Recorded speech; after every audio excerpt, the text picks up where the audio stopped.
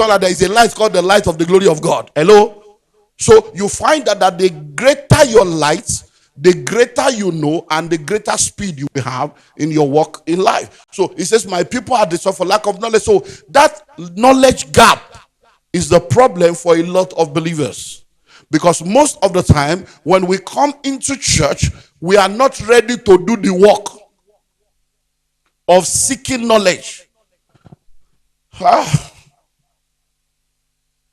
Let's look at some scriptures. The secret things belongs to what? God. But what has he done? It is now the job of man to do what? To search it out. Now, when we talk about laziness, many times people only see laziness from the point of physical laziness. But there are people that are mentally lazy because they are mental exertion to be able to deal with some things. Look, if you look at your Bible, you see, like the Bible says in the book of Psalm, great, O God, thy thoughts are very deep. So your work is great because your thoughts is deep. You have a deep thought, you will have great works. But many of us are not ready to think deep. Let me look at another analogy just to give us clarity. If you want to plant corn, you can just use your hand to open the ground and plant corn inside, right? If you want to bury a dog, you can do like 2 or 3 feet, and then you can bury the dog. If you want to bury a human being, you do 6 feet. But if you want to dig a well, you have to go deep. Hello? To be able to reach something that will continue to flow. But if you want to do borehole, you go deeper. If you want to drill for oil, you go deeper. The deeper you go, the more the treasures that unfolds to you. So many of us, we just like that shallow, receive it, take it. That is it. That's the power of God. We are not ready to go deep. So what we want to do today is to go into some level of understanding. So I will title this Understanding Wealth Creation. Understanding Wealth Creation. I want to now take us on a journey to understand this subject of wealth creation. And I will begin by talking about when it comes to wealth creation, God wants us to be wealthy, but in order for us to be wealthy, we need to know where we are. So in the pyramid of wealth, there are 5 different sets of people in that pyramid. And you need to know where you stand in order for you to be able to excel. The pyramid is pyramid. We have people that are in what we call financial crisis. Now, the United Nations have defined living below $2 a day as poverty, and living below $1 a day as extreme poverty. So when you look at our nation, realize that about 72% of people in Nigeria are living in abject poverty. So when we talk about the pyramid of wealth, majority of Nigerians are in what we call financial crisis. Financial crisis is characterized with about 10 different things that we cannot look into because that's not the focus. The pyramid of wealth is a 2-hour course on its own, but I'm just bringing all this just to give us some understanding. Now, one of the characteristics of financial crisis is, number 1, no regular source of income. So people that are in financial crisis, they don't even have any regular source of income. They may be making money once in a while, but there's nothing. You can't tell them, how much do you make per month? They can't answer that question. Because their life is based on maybe somebody gave them money today. I hope you know that there are people that go to work per day. Who, work on site. All of us could go and stay. We stay at the bus stop. They will take us to go and cut grass or do decking. So it's a daily job. So you can go a whole day and they will not pick you. You go back home with nothing. So that is financial crisis. Number 1, no stable income, no regular source of income. Number 2, let me just give you 2 out of the 10. When people are in financial crisis, they are indebted. They have debts and bills they cannot pay, they cannot meet up with, that is piling up. And number 3, they cannot meet their basic need. So that's 3 out of 10. They can't take care of basic. So there's nothing like rent care. They probably live under the bridge, or live in a wooden house, or live in a shanty, or they are squatting in a gate house, or they are squatting with somebody. So they can't even pay bills. They can't even be talking of wearing clothes. They can hand me down or wearing the same clothes and mending the same clothes. You see their shoes, you see everything, you know that this one, they are in trouble. So that's fine. Number two, which is the next level on the pyramid, are those that are in what we call financial instability. Now, those that are in financial instability are people that have a regular source of income, but their take home cannot take them home. So for instance now, where we talk about minimum wage in Nigeria now, they say minimum wage is 70,000. Anybody earning 70,000 now, you know, there is no way you can survive with 70,000. You don't need any prophet to come and prophesy that one to you. Because a bag of rice is even more than 70,000. A tuber of yam. So you can't even be talking of a tuber. Maybe you will they will cut one yam into 6 places, you weigh it and collect. There are some things you cannot even do. So when you are in financial instability, you have a source of income, but that source of income is not enough to take care of your bills, to take care of your need. So you have to borrow money. Maybe you borrow from next month to join this month, and you are living from hand to mouth. But you see, the amazing thing is that once you are a salary earner and you have a regular source of income, there are people that will be depending on you. That will feel that, because those that are in financial crisis, you know they don't have any source of income, but at least they see that you are waking up every day. In vain do they wake up early in the morning to come back late at night to come and eat the bread of sorrow. So you wake up in the morning, they see that you dress up, you go, you come back in the evening. So as far as they are concerned, at least he's going out, he's coming in, he's making something. He's still better than me. They'll be coming to you. Hello? That's second level. The third level is financial stability. And these are the deceived, these are the most dangerous set of people. They are the most dangerous one, because you see, when you are in financial crisis, you are humble. You know you are in trouble. You seek for help. When you are financially unstable, you are humble. You know you are in trouble. You seek for. But when you are financially stable, you can be proud and arrogant, thinking that all is well. They have a name that they live, yet they are dead. Now, you see, financial stability are people that have a good job. They have a good job, they have a car, they may even have a house, their children are in private school, they travel abroad, they have savings. But you see, the major problem with these people is that every money they are making is by exchanging their time and energy for money. So once they fall sick, their income falls sick. Once they die, their income die. Once they don't have time, they can't travel and make money.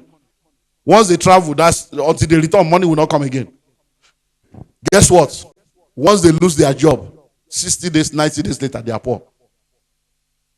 So you see this set of people, they are the people you are now calling corporate people. And unfortunately, because the people below them are financial crisis, financial instability, those two set of people are looking and worshiping them. So when they look down, they see people that I'm still better than all these people, but they are not really safe. One crisis entered their life like this, they will end up looking for loan. Hello? And I can tell you story. In fact, just 2 weeks ago, I did my 35 years in ministry. One of the pastors that came from Port Harcourt was saying that he came, he wanted to see me. And what was this? He wanted me to counsel him on how to deal with his church members. Because he said he has a lot of people in this church that are all these oil company guys that have been paid because they retire, many of them. You know, the oil company is going through a process now where they are giving them what they call like voluntary retirement. But many of them are borrowed money from cooperatives. So by the time they pay them 250 million, they will remove like 80 million of all the money they are. It will remain like 140, something. But because their appetite is very wide, so many of them now, they are 40 something, 50 something. They are retired. They are now frustrated. He doesn't know how to handle them. That he wants me to come and do a seminar for them, but he needs counseling first how to handle them. And he said those of them that have now traveled abroad, they have gone to start doing job again. Now, why? Those are the people that are supposed to be financially stable. Because when you see somebody in an oil company now, you'll be envying them. Because they travel. I just came back from Canada. Oh, I just came back from London. All those things are official tickets. They don't have money. It's official trip. Most of the car is official coffin. Sorry, official car. So those are people. So if you are sitting down here right now and they are calling you managing director, managing director, they are calling you GM, they are calling you different title without entitlement, and you two, you are arrogant. Ask yourself a simple question. If I lose this job now and salary is no more coming, is it well? That's why you will know that you are not there yet. Hello? Because many times as I go around, I see people and I'm like, what's wrong with these people? Especially when you have a position. Today, where's my phone? I can show you. There is a woman in this Abuja, because I sent a message to everybody yesterday that I'm around. She sent me a major woman here that she now says, Pastor, I'm in America. That please, what you are doing, continue to do and help me tell them that those of us that have retired, that after retirement, not that people will even forget you. Best regards, sir. I'm not in Abuja, I'm in America, sir. I trust you had a great meeting. Thank you for what you are doing in the body of Christ. I am glad I followed many of your teachings since we met in Rwanda. It always pays to prepare early so that the result will come when you are in your 60s. When the send forth party was done after I retired, that is the end though. The reality of selective amnesia sets in. The crowd has dwindled. Maybe only 4 or 5 people will remember Oga with a phone call once in a while. Since I'm out of service now, I'm out of limelight. No payroll. The world is cruel. What next? Tell people to prepare. So this is the message.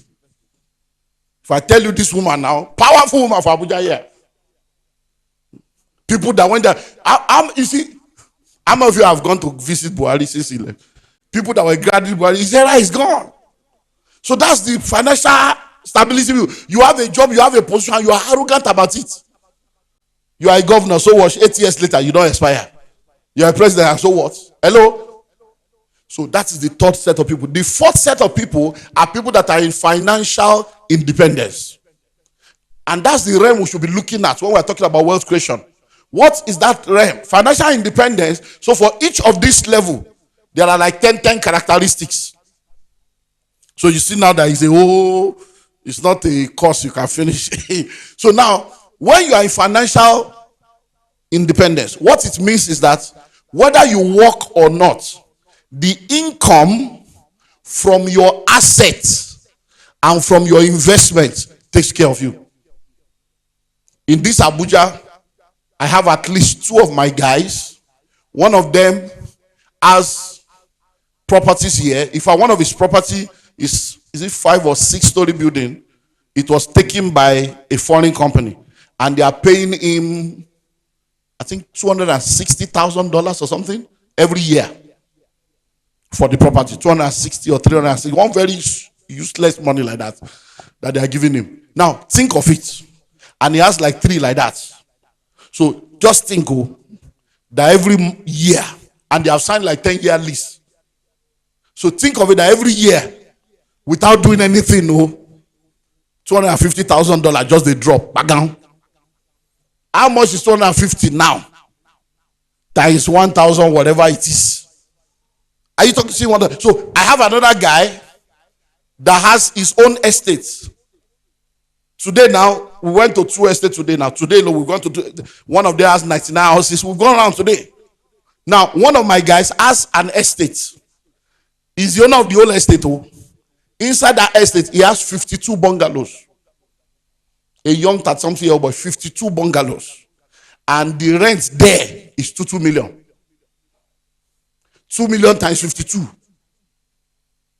Every year. Apart from service charges. So when we are talking about financial independence, we are saying you have come to a realm where the income from your assets and the income from your investments. There is a guy, Pastor Matthew was with us on Sunday, we're still talking about the guy. He owns 2% of Shell. Yeah, he lives in Dubai. Shell, 2%. The guy is the owner of 2% of Shell. Do you know what 2%? Like Pastor Matthew said on Sunday, that percent is really percent. 2% of Shell. The guy has private jets. He lives in Dubai. He comes to Nigeria, goes and comes. 2%. Many of the airlines that you are entering, there are people that in that airline, every ticket you buy, They are getting something. So imagine that you are getting 6,000 naira for every ticket that is sold in Nigeria. So when I hear people say, hey, there is no money in this country, shh, stop talking rubbish. There's money. Where did the money travel to? Did the money disappear? There's money. If you say there is no money in your account, you are right. If you say you don't have money, you are right. But to say there is no money in this country, you lie it. They have been stealing for 60 years. The money refused to finish. You say money finish. Oh no, there is money in this country. People are making money. There are dangerous investments that people have done. All this telecom you are taking, I hope you know that for every hello you are doing, somebody is making money. Hello? So I want to go and buy airtime. Now think of what you are saying. You want to buy what? Airtime. Is air for sale? Is time for sale? Somebody has used technology to be making you to pay for air and time. And you are paying for what God gave you free because somebody has a technology to collect the money. And our people, we like to waste time. Hello, good morning, sir. How are you today? How is my other greeting? 2 minutes has gone. Somebody don't collect money.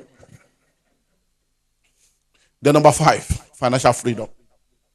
Financial freedom. So financial freedom is now that realm where your income from your assets and from your investments can take care of every need in your life and the need of as many people as need your help. Today we have a lot of people that have set up foundations. And when they set up foundation, what happens? They employ people to come and be sharing their money for them. There are foundations today that have employed 50 people, 100 people. What is the job of the 100 people? Where do we share this money? They have so much money that they have to employ people, buy cars for the people, put them on salary to help them share the money. Are you seeing the realm we are talking about? So when I look at the church and people are complaining about money in the church, we don't have money yet. Oh. I'm telling you. We don't have money yet. We have not seen the kind of wealth that God has in mind for the church. We have not smelt it yet. It's just because of this small change. Because many people that came into church, that became pastors, they came from a poor background. And when they started seeing small change, the poverty of their background, the trauma of their poverty, made them to begin to flaunt and make noise about chicken change. By the time we change many of these things you are calling money, change it to pounds, you discover you are a poor man. Hello? So because of that, they have now made people feel that there's so much money. There is no money like that. You have not seen real money. Oh. Hello? Now that we understand that, let's now move on to what I call the global fact about wealth creation. I'll see if I can give you like 8 of that, and then we'll take questions and we'll pray. Because tonight I want us to pray. So global fact about wealth creation. In understanding wealth creation, you need to know where you are on the pyramid. And then you need to understand the facts that governs wealth creation on a global scale. Because principles are universal. Like I said to us yesterday, principles are universal, but the application of those principles are personal, contextual, and geographical. So number 1, there is a wealthy place. There is a wealthy place. You have caused men to ride over our heads, went through fire, went through water, but you brought us out into a wealthy place. So there is a wealthy place. People of God, there is a place on earth. It is not in heaven, in this world, that you will get to where money will no more be your problem. And people are already living in that realm. So one of the things you must rise above is this scarcity mentality of thinking that there is no money. Stop thinking like that. Stop thinking like that. There is so much money. Money does not travel. Alien did not carry it away. Every money on earth is still on earth. So if you don't have it, it's not because it doesn't exist. It's because it exists somewhere else. And you need to know what to do to draw it to yourself. So there is what? There is a wealthy place. There are people on earth today that don't know what poverty looks like except in the documentary. You will have to explain to them what poverty is. There are people that are born into families where they don't know what it means to be poor. Hello? They don't know what it means to be poor. I watched a documentary, a BBC documentary years ago on the secret, the lives of the rich, something about the life of the rich and the wealthy or something. It's a documentary. And I think America does the same. So you can just Google some of these things on YouTube. You see how the lives of rich and wealthy people, the kind of life they live, how they live their life and all those stuff. And in this particular documentary, there is this family that owns, I think, 2 or 3 private jets. They don't do commercial. Their 12-year-old daughter has never entered a commercial plane before. As in to enter plane, they collect boarding pass to queue to go through first class of British Airways. Do you know what? She went through the journey, came back. When she came back, she now told the father, say, daddy, I didn't know that we have so many friends, so that many people came into our plane today. That our plane was full. Plenty of people came into our plane today. So in her mind, now Papa get that one too. Because she can't even fathom that there is no world outside that one. That's why I tell people, if you want to marry your size. Don't do long throats. A marriage ended at the airport, the Lagos airport. Yeah, the girl was born into a family. All her life is business class. She has never flown economy before. And that's how she grew up. And then, of course, all this our church thing. They met in church. Church is a leveler. The guy is a solid guy, has a car, has his own company. He too travels abroad, goes around the world. But it's an economy because he's a businessman that is just growing his life. They got married. They were going for honeymoon. The guy just assumed that, of course. The guy too did not even think about it, that somebody will carry money and buy business class. Because the mindset of some people is that, why will you spend money? I give you an example now. If you are paying, let's say, 2.3 million for economy, business class can be 8 million. First class can be 11 million. And we're on the same flight. So some people are thinking, why will you spend that kind of money? We are going to arrive at the same time. Yes, we will arrive at the same time, but not in the same shape. Hello. So this guy never thought about that. But when they were leaving the house, because he said, sir, I didn't even think of it. But the way she handled this thing, so the guy was just packing load. Because economy, you have a limited load. Business class, you can pack there. If you even have gold card, you can even card. So the guy was just packing. So he said, all this one you are packing different loads. She mean, honeymoon will they go? We'll go buy it. Why are you packing? He said, no. I need this, and then only for them to get to airport. The boy was going this way to the left. The girl was going to the right where business class line is. So the guy now said, where are you going to? Let's go. He said, no, this is the business class. He said, no, we are doing economy. He said, what? So the shock, I know a man's ego is, very fragile. So the shock, people queued there. The babe just say, what do you mean? Economy. Say, what's wrong with economy? We are doing economy now. Say, no, I can't do economy. Say, what do you mean you can't do economy? Say, I've never flown economy. Me, economy just, if you cannot give me the quality of life that I'm used to. So the guy now felt that, the guy said, no, I'm not your father. I'm your husband. He said, then why did you take it? So that's all. The marriage ended at the airport. There's no travel. Hello? On top business class economy. Number 2, there is a path that leads to the wealthy place. There is a path that leads to the wealthy place. The wealthy place is not a geographical location. It's a state and a stage in life where you have gone to level 4 and 5 in what we looked at. Do you understand now? That pyramid, you are in level 4 or 5. Financial independence or financial freedom. So it is not a place. It's not a geographical location. It is a stage and a state of life where you have all you require to fulfill the assignment of God for your life. So there is a path that leads to it. So you must discover that path. That's what my book Pathway to Wealth is all about, just showing you how to get there. Number 3, wealth is created. Wealth is created. Wealth does not fall on people's lap. You don't just wake up and then you are wealthy. No, it is created. Someone has to take responsibility for the creation of wealth.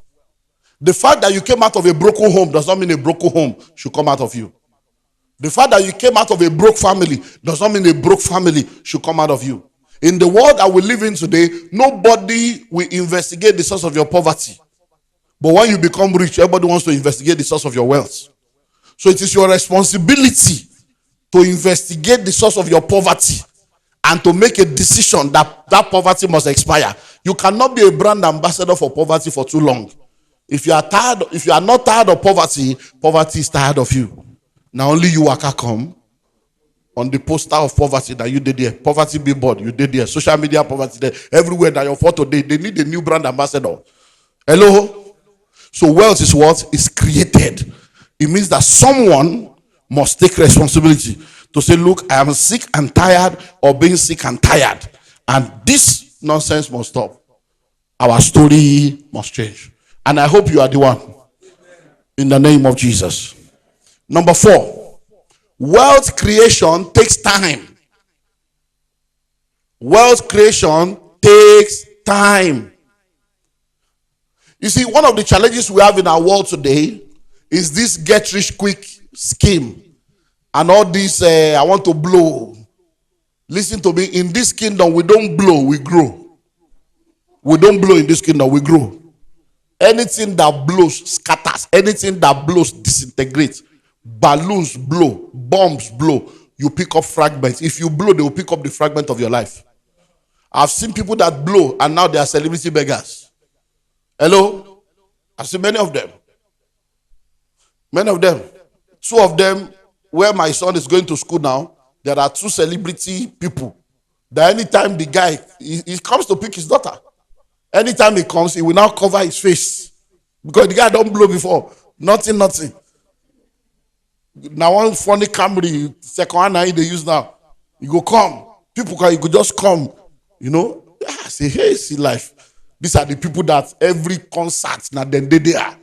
Today now nobody's inviting you. You can't even hear his name anymore. Hello? Because when you blow, you scatter. You do what? You scatter. So wealth creation takes time. All this rush. That is what makes many people to pierce their hearts with many sorrows.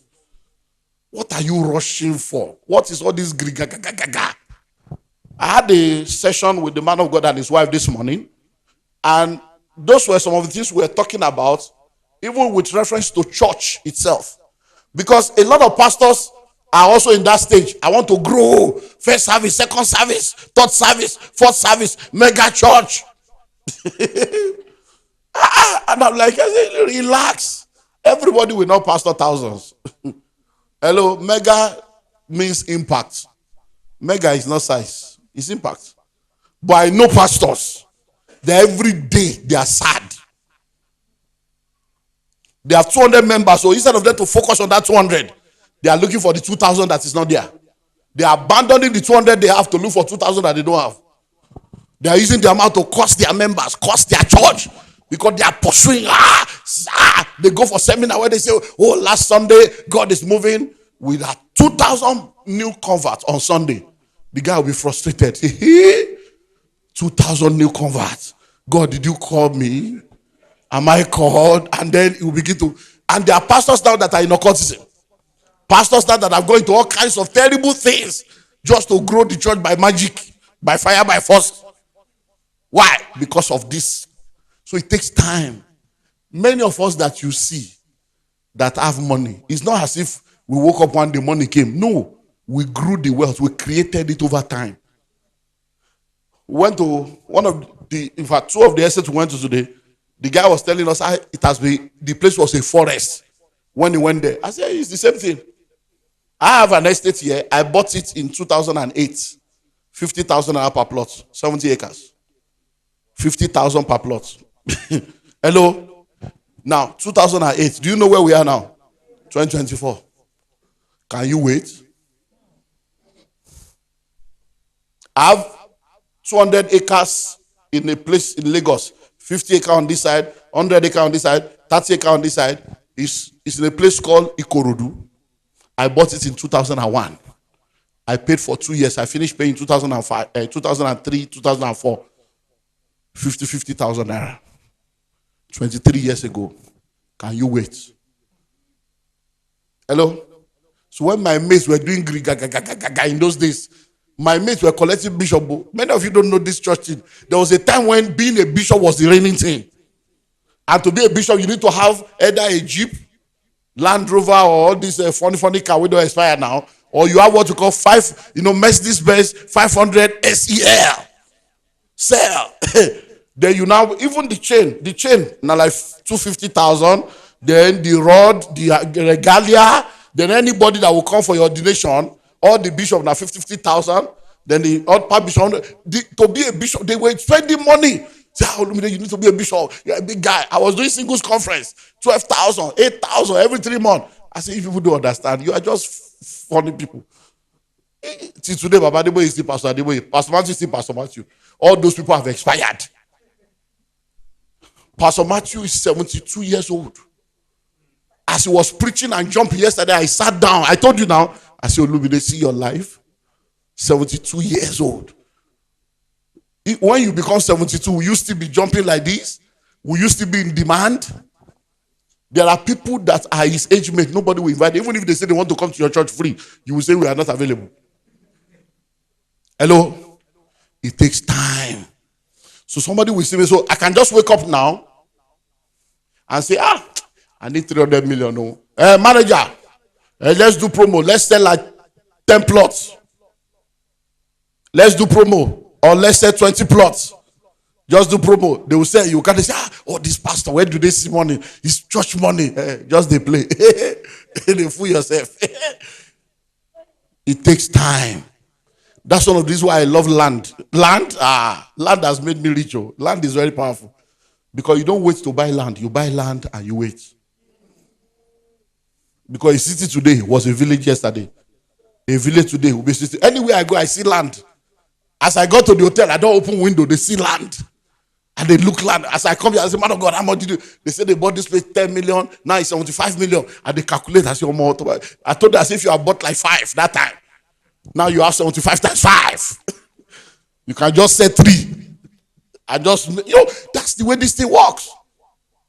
Many of you don't understand. You see Catholic church, they will enter bush. Go buy bush. Everybody go, they insult them. 30 years later, they are in the middle of the city. You say they are not raising offering. Why would they raise offering when the land itself is in billions? Hello? So wealth creation does what? It takes time. Next, you have to become wealthy to attract wealth. You have to become wealthy to attract wealth. Many times, the question and the focus of people is what determines what comes to them. The question you ask determines the answers you get. So a man came to his pastor one day and he said, Pastor, can I pray when I'm eating? Can I pray when I am eating? And the pastor, of course. When you're eating, you can pray. Because the Bible says, pray without ceasing. So as you're eating, you can pray. It's okay. Pastor, can I eat when I'm praying? And the pastor said, no, you cannot eat when you are praying. When you are praying, you focus on prayer. Food is a distraction. But is that not contradiction? No. Because see, the first question is, can I pray when I am eating? Eating is the object. Prayer is like, I'm eating, can I do? The eating is the object. The second one says, can I eat when I'm praying? Prayer is the object. So the question you ask determines the answer you get. Many times, when people call me, email me, they always ask a question that I consider to be the wrong question. What do you think I can do to become rich, sir? How can I make money? That's not the right question. The question you should be asking is, why am I not rich? Why am I not rich is the right question. Because many times, it is the hindrances that are stopping the money. Because you say, what can you do to be rich? Are you not working? You are working now. You are making money. So why are you not rich? It's because there is something you should be doing that you are not doing. So many times people want to know, what must I do That's what Nicodemus came to ask Jesus in John chapter 3. He came, Rabbi, you are a teacher, you are a master sent from God. What must I do to inherit eternal life? And Jesus said, except a man be. It's not about what you do, it's who you become. So to be a millionaire, think like a millionaire. You want to become wealthy? You have to become it first to attract it. So you become wealthy to attract wealth. You become rich to attract riches. Now, let me now help you with this. Please listen. What I'm about to say in the next 10 minutes now. Please, I beg you, listen attentively. This thing I want to reveal to you now is a master class on its own. How do I become rich? How do I become it? So let me give you 3 out of the 7 ways to become. Number 1, you become by knowledge. You become by knowledge. Your pastor is a medical doctor. He did not become a medical doctor by prayer. He did not become a medical doctor by taking communion or fasting or doing vigil or doing deliverance. Pastor Ocholi is a lawyer. He did not become a lawyer because somebody lay hands on him, become a lawyer. How did he become a lawyer? How did your pastor become a medical doctor? They gave attention to a body of knowledge consistently over a period of time. 4 years, 5 years, 6. This, you have to become it. When you become it, you won't worry about whether you know that it's going to come because you have become it. Because it is first within, then without. Number 2, how do you become it? You become by loss. You become by what? Losses. Please listen. And please listen well.